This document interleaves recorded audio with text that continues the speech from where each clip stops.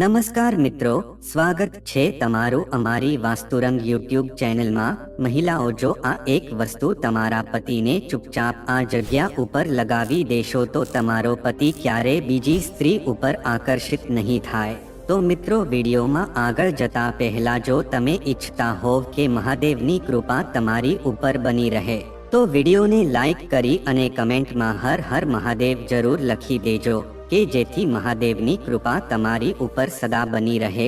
મિત્રો, એકવાર માતા પાર્વતી ભગવાન શિવને કહે છે કે પ્રભુ, મેં જોયું છે કે ઘણા પુરુષો પોતાની સ્ત્રીને પ્રેમ નથી કરતા, પણ તે બીજી સ્ત્રીઓના ચક્કરમાં પડેલા રહે છે। જ્યાં પણ તેને સુંદર સ્ત્રી જોવા મળે છે તો તેની પાછળ પડી જાય છે અને પોતાની પત્નીને દગો કરે છે। તો આવો કોઈ ઉપાય હશે કે જે ઉપાય કરવાથી કોઈ પણ પુરુષ હંમેશા પોતાની પત્નીને જ પ્રેમ કરે અને બીજી સ્ત્રીને નજર ઉપાડીને પણ ન જોવે।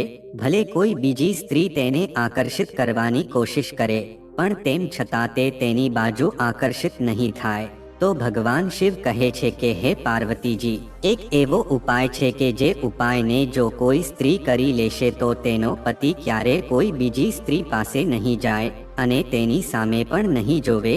તો માતા પાર્વતી કહે છે કે પ્રભુ, તો હું આ ઉપાય જાણવા માંગીશ। તો ભગવાન શિવ કહે છે કે હે પાર્વતીજી, આ ઉપાય જાણવા માટે હું તમને એક નાની કથાના માધ્યમથી સમજાવું છું, પછી તમારા મનમાં ઉપાય આવી જશે કે એવો કયો ઉપાય છે।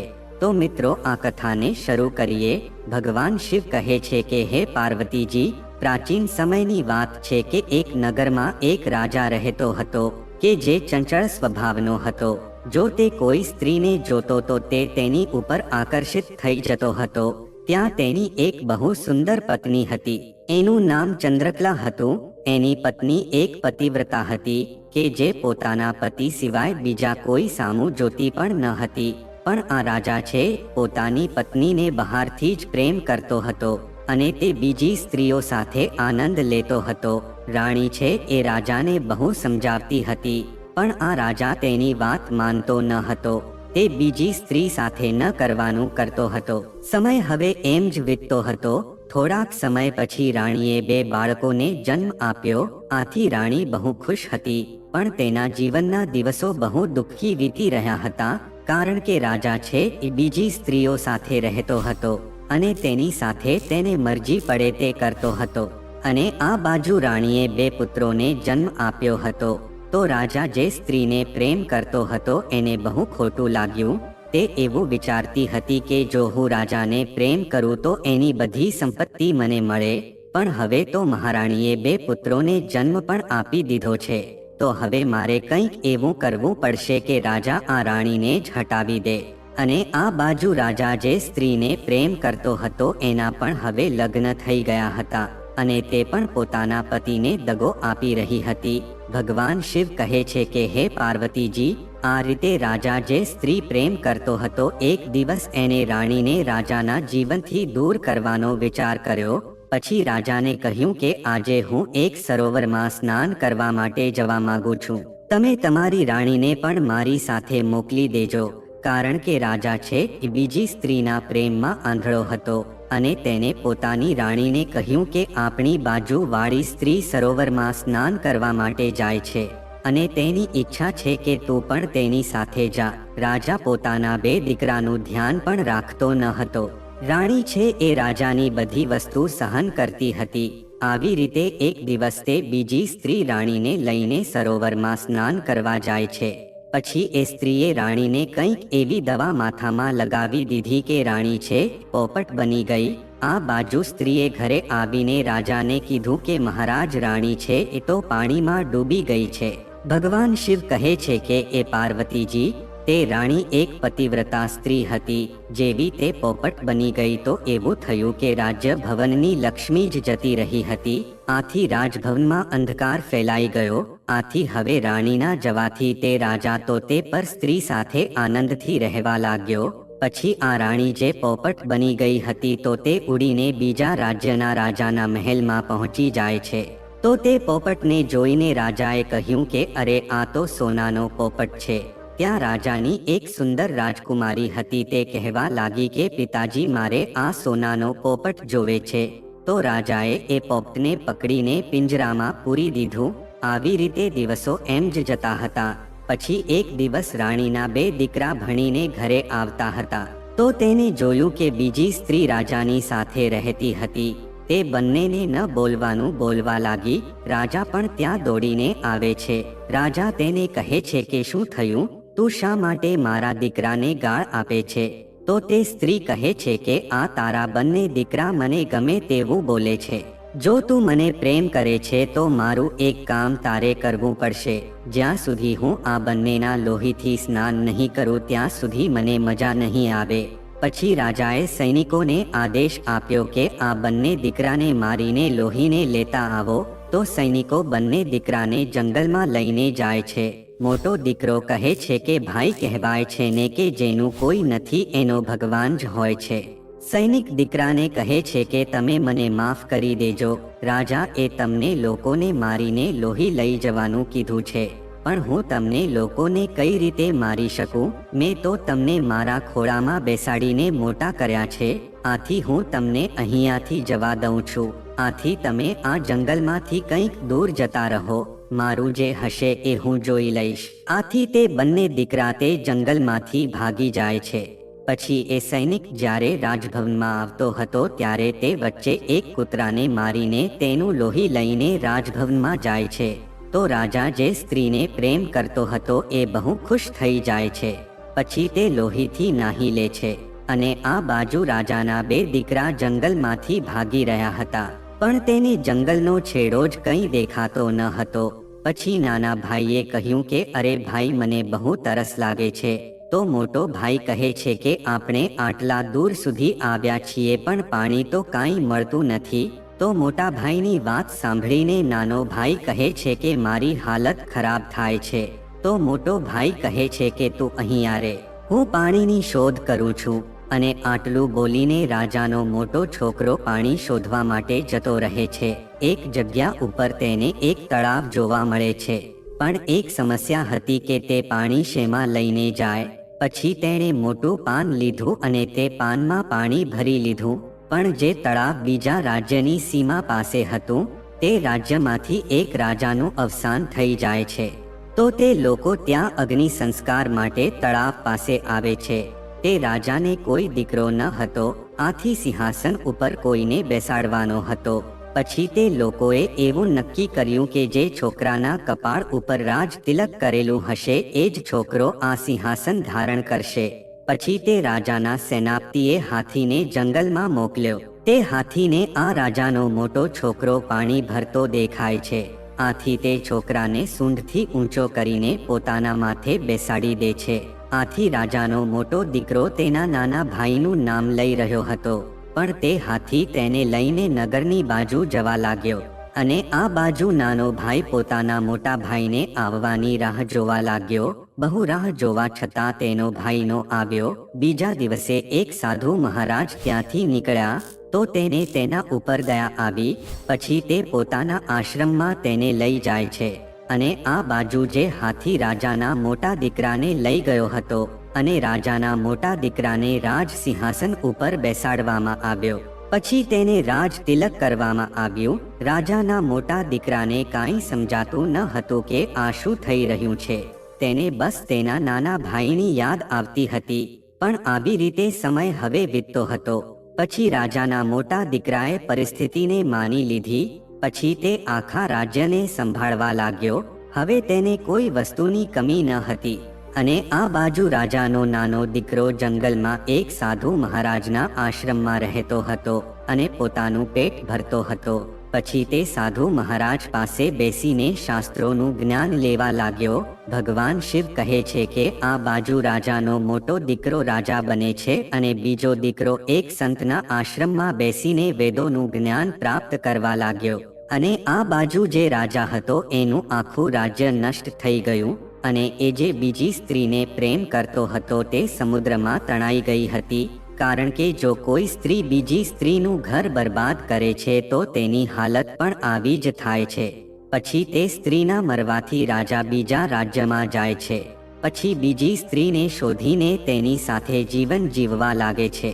ભગવાન શિવ કહે છે કે હે પાર્વતીજી, પછી જે રાજાને સાચી રાણી પોપટ બનીને ઉડી ગઈ હતી, પછી તેને બીજા રાજ્યના રાજાએ પિંજરામાં પૂરી લીધી હતી, તો એ જ રાજા પોતાની રાજકુમારી માટે યોગ્ય વરની શોધ કરે છે, પણ તેને સારો વર મળતો ન હતો. પછી તેને બધા રાજ્યના રાજકુમારને બોલાવ્યા. પછી કીધું કે મારી રાજકુમારીને જે વર ગમશે તેની સાથે તે લગ્ન કરશે. પછી રાજાની રાજકુમારી તૈયાર થઈને તે રાણી જે પોપટ બનેલી હતી તેને પાસે જાય છે. તેને પૂછ્યું છે કે મારામાં હવે શું ઘટે છે? તો તે પોપટ કહે છે કે જો તમારી પાસે ગજ મુક્તા હોય તો તમે અતિ સુંદર બની જશો, એટલે કે હાથીની મણી. પણ તમારી પાસે ગજ મુક્તા ક્યાંથી હોય? જો તમે આ બધા રાજકુમારને કહેશો કે જે કોઈ મારા માટે ગજ મુક્તા એટલે કે હાથીની મણી લાવી દેશે, હું એની સાથે લગ્ન કરીશ. આથી રાજકુમારી પોપટની વાત માનીને બધાને કહે છે કે જે કોઈ હાથીની મણી મારા માટે લાવશે હું તેની સાથે લગ્ન કરીશ. આથી બધા રાજકુમારો બહાર હાથીની મણી શોધવા માટે નીકળી જાય છે, પણ આ વસ્તુ બહુ અઘરી હતી. આથી તેને એક હાથીના ટોળા ઉપર બધાએ આક્રમણ કરી દીધું. આથી જ્યાં આક્રમણ કર્યું એ રાજ્ય એનું હતું કે જ્યાં રાજાના મોટા દીકરાને સિંહાસન મળ્યું હતું. આથી આ બધી વાત તેને ખબર પડે છે. આથી તે બહુ ક્રોધિત થાય છે. પછી તે આ રાજકુમારીના રાજ્યમાં આક્રમણ કરે છે. પછી રાજાના મોટા દીકરાએ રાજકુમારી અને તેના પિતાને જેલમાં પૂરી દીધા. અને આ બાજુ રાજાનો નાનો દીકરો એક સાધુના આશ્રમમાં રહેતો હતો. તે બાજુમાં દુઃખી થઈને બાજુના વૃક્ષ નીચે બેઠો હતો. ત્યાં તેણે બુલબુલોને વાત કરતા જોયા. એ બંને એવી વાત કરતા હતા કે બાજુના રાજ્યની રાજકુમારીના લગ્ન એની જ સાથે થશે કે જે કોઈ રાજકુમાર તેના માટે ગજમુક્તા એટલે કે હાથીની મણી લઈને આવે. તો બીજું બુલબુલ તેને કહે છે કે હાથીની મણી તો બાજુમાં ક્ષીરસાગર છે, ત્યાં જ મળી જશે. તો બીજું બુલબુલ કહે છે કે પણ તે લેવા કોણ જશે? તો તે કહે છે કે ત્યાં કોઈ સાહસિક રાજપૂત હોય એ જ જઈ શકે છે. અને આ બાજુ રાજાના નાના દીકરાએ બુલબુલની બધી જ વાત સાંભળી લીધી. તો તે તેને કહેવા લાગ્યો કે એ હાથીની મણી લેવા હું જઈશ, જો તમે મારી મદદ કરશો તો. બુલબુલ કહે છે કે તમારે પહેલા કોઈ સંન્યાસી પાસેથી ત્રિશૂળ લેવું પડશે. આથી તે સંન્યાસી પાસે જઈને ત્રિશૂળ લઈ લે છે અને તે લઈને ક્ષીરસાગર પહોંચી જાય છે. ત્યાં તે જોયું તો એક સફેદ હાથી ઉપર ગજમુક્તા દેખાતી હતી. આથી રાજાનો નાનો દીકરો તે હાથીની મણી જોઈને સીધો તેની ઉપર ચડી જાય છે. પછી જેવું તેણે ત્રિશૂલ હાથીના માથા ઉપર મૂક્યું તો તે સફેદ હાથી પણ ગાયબ થઈ ગયો. ત્યાં ખાલી એક કમળનું ફૂલ ખીલેલું રહ્યું અને તેની અંદર હાથીની મણી હતી. મનુષ્યને અવાજમાં તે કમળે કહ્યું કે તું કોઈ રાજપુત્ર જ લાગે છે, તારું રાજ્ય કયું છે? તો મહારાજાનો નાનો દીકરો કહે છે કે ન, હું તો એક સંન્યાસી સાથે રહું છું. તો ફૂલ કહે છે કે ઠીક છે, તો તું આ હાથીની મણીને પોતાના માથા ઉપર અને મને પોતાના હૃદયમાં રાખજે. અને હવે તારા લગ્ન છે એ રાજકુમારીની સાથે થઈ શકશે. પછી તારું જીવન છે સુખેથી વીતવા લાગશે. અને આ બાજુ રાજાનો નાનો દીકરો તે ગજમુક્તા લઈને પાછો જતો રહે છે. ત્યાં તેને કંઈક અવાજ આવે છે કે અમને પણ પોતાની સાથે લઈ જાઓ ભાઈ. પછી તેણે નીચે જોયું તો તેના પગની પાસેથી જ અવાજ આવતો હતો. તો તેને નીચે વળીને જોયું તો ત્યાં 3 સોનાની માછલીઓ હતી. તે તેને કહેતી હતી કે અમને પણ પોતાની સાથે લઈને જા. પછી રાજાનો નાનો પુત્ર એ સોનાની 3 માછલીને લઈને આગળ જાય છે. અને આ બાજુ રાજાનો મોટો દીકરો કે જે રાજા બની ગયો હતો તે એક દિવસ શિકાર કરવા માટે ગયો હતો. તો તેના હાથમાં કોઈ શિકાર આવતો નથી. આથી તે થાકીને એક વૃક્ષની નીચે બેસી જાય છે. આથી અચાનક તેને યાદ આવે છે કે હું આ જ વૃક્ષ નીચે મારા નાના ભાઈને મૂકીને પાણી લેવા ગયો હતો. પછી એક હાથી મને રાજ્યમાં લઈ ગયો હતો. પછી તે પાછો ક્યારે આ જગ્યા ઉપર આવી શકતો ન હતો. આથી મારા ભાઈનું શું થયું હશે? તે જીવતો હશે કે નહીં? પછી તે આવું વિચારીને રાજાનો મોટો દીકરો રડવા લાગે છે. અને આ બાજુ રાજાનો નાનો દીકરો હાથીની મણી લઈને કુમારીના રાજામાં જાય છે. તો ત્યાં તેને ખબર પડે છે કે એક રાજા રાજકુમારી અને તેના પિતાજીને બંધી બનાવીને લઈ જાય છે. પછી રાજાનો નાનો દીકરો તે રાજાના રાજ્ય ભવનમાં જાય છે. તો અત્યારે સુધી તેને એ નહોતી ખબર કે જેની પાસે આવ્યો છે એ તેનો મોટો ભાઈ છે કે જે એના માટે પાણી લેવા ગયો હતો અને એ સમયે તે પાછો આવ્યો ન હતો. અને આ બાજુ રાજાના નાના દીકરાએ રાજભવનમાં જઈને અંગરક્ષકને 3 સોનાની માછલી આપી અને કીધું કે તમારા રાજાને કહો કે રાજકુમારીને અને તેના પિતાજીને છોડી દે. ત્યાં તેના અંગરક્ષકો તેના રાજા પાસે જાય છે. પછી જેવો તે રાજા બહાર આવે છે તો ત્યાં તેનો નાનો ભાઈ હાથમાં ત્રિશૂળ લઈને અને માથામાં ગજ મુક્તા લઈને રાજમહેલની સામે બેઠેલો જોવે છે. તો તે તેના નાના ભાઈને જોઈને દોડીને આવીને ગળે લગાવી લે છે. પછી રાજાનો મોટો દીકરો પોતાના નાના ભાઈના લગ્નની તૈયારી કરવા લાગે છે. પછી તેને સૌથી પહેલા રાજકુમારીના પિતાજીને સમાચાર આપે છે કે આજે તમને છોડવામાં આવશે. અને આ બાજુ પિંજરામાંથી તે પોપટ પણ બહાર આવી જાય છે કે જે રાણી હતી. પછી તે પોપટ જંગલમાં જતો રહે છે. જંગલમાં જાય છે તો ત્યાં વિષ્ણુ ભગવાન અને લક્ષ્મી માતા જ્ઞાનની વાત કરે છે. ભગવાન શિવ કહે છે કે હે પાર્વતીજી, બસ એ જ સમયે તે પોપટ ચૂપચાપ ત્યાં જઈને બેસી ગયો. તો વિષ્ણુ ભગવાન લક્ષ્મી માતાને કહે છે કે જે કોઈ સ્ત્રી પશુપતિનાથના 5 સોમવાર રહીને વિધિ વિધાથી તેની પૂજા કરે છે અને અંતિમ સોમવારના દિવસે પૂજામાં જે દીવો પ્રગટાવવામાં આવે છે એની પિત્તળના પાત્રમાં કાજળ તૈયાર કરે છે અને તે પોતાના પતિને પૂછ્યા વગર પોતાના પતિની આંખોમાં કાજલ લગાવે છે. તો એવો પતિ ક્યારે કોઈ બીજી સ્ત્રીના પ્રેમમાં પડી શકતો નથી અને હંમેશા તે પોતાની પત્નીને જ પ્રેમ કરતો રહે છે. પછી આ જ્ઞાનની વાત સાંભળીને એ પોપટ પોતાના પાંજરામાં પાછો આવી જાય છે અને આ રાજકુમારીને ખુશખબર આપે છે કે ગજ મુક્તા લઈને રાજપુત્ર આવી ગયો છે. ત્યાં એ જ સમયે એક દાસી દોડીને આવે છે અને તે કહે છે કે હાથીની મણી જે લાવ્યો છે એ રાજપુત્ર છે, એ જ રાજાના ભાઈ છે કે જે રાજાએ તમને અને તમારા પિતાને જેલમાં પૂરી લીધા હતા. આથી રાજકુમારી ખુશ થાય છે અને તે કહે છે કે તે પોતાના પોપટને દૂધથી સ્નાન કરાવશે. આથી તે રાજકુમારી તે પોપટને દૂધથી સ્નાન કરાવવા લાગી. આથી તેને સ્નાન કરાવતા જે પોપટના માથે જે દવા લાગેલી હતી એ હટી જાય છે. આથી તે પોપટ એક રાણીનું સ્વરૂપ પાછું ધારણ કરી લે છે. તો રાજકુમારી કહેવા લાગી કે તમે કોણ છો? તો તે પોપટ રાણી કહેવા લાગી કે હું આ રાજાની માં છું અને જે રાજકુમાર સાથે તારા લગ્ન થવાના છે અને તને અને તારા પિતાજીને જેણે બંધી બનાવ્યા હતા એ બંને મારા જ પુત્રો છે.